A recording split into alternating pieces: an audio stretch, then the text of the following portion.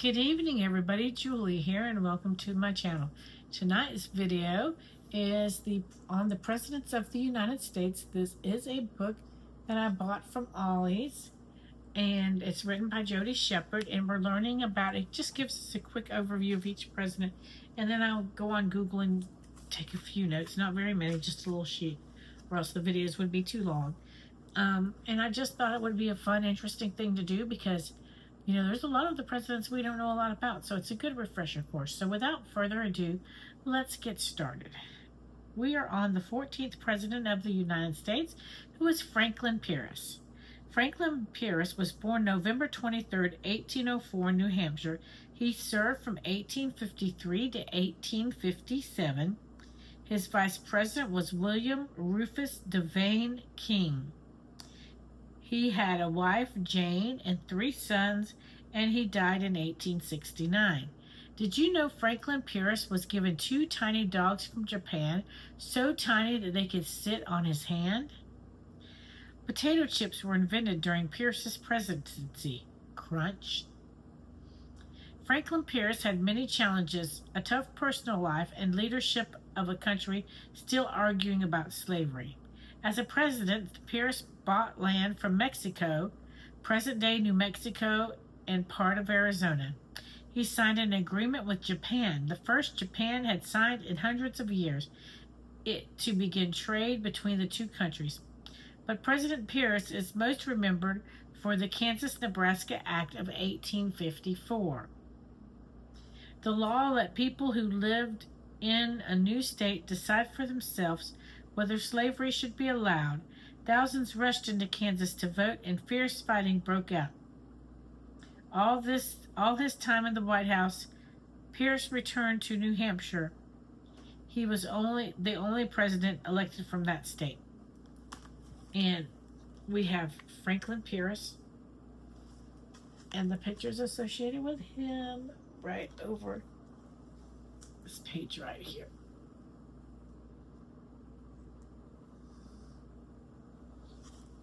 All right, now, the research that I did. Let's see what we got on my little sheet of paper here. Franklin Pierce, he believed that the abolishment movement was a fundamental threat to the nation's unity. He alienated anti-slavery groups by signing the Kansas-Nebraska Act and enforcing the Fugitive Slave Act. It is said that the Kansas-Nebraska Act was one of the key political events that led to the Civil War. Franklin Pierce had a problem with drinking, which was said to be because he lost all 3 of his sons in their childhoods.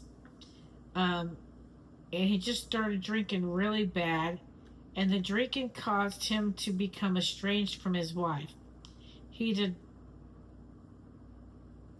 not like slavery, but felt the states had the right to decide or to make their decision for their states. He died from cirrhosis of the liver, and that would be from all the drinking he was doing. He was drinking so heavily because of his losses.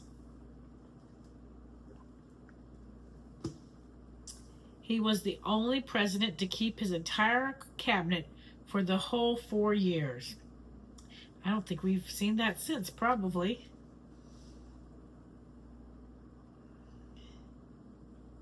He was the first president to memorize his inaugural speech.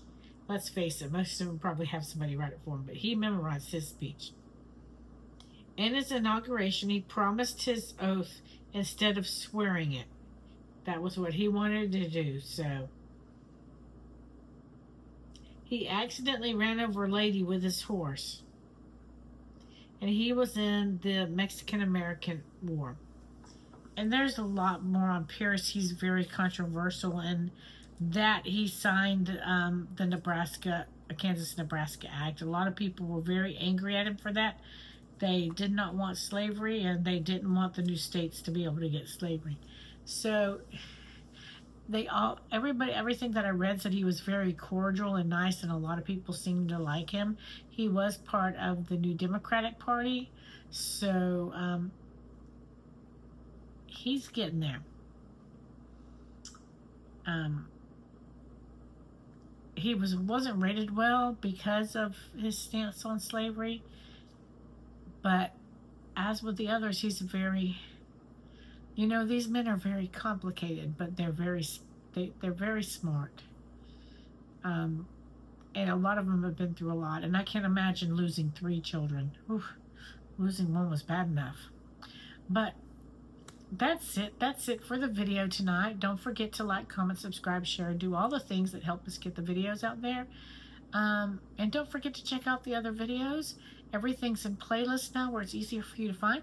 We're reading the Bible in a year with the Bible recap as our guide. That's a great study, and you can get in there and start on day 1 and keep going with it, or you can start where you are and catch back up, or however you want to do it. But thank you so much for watching. We really appreciate it. God bless you, and have a wonderful night. Bye-bye.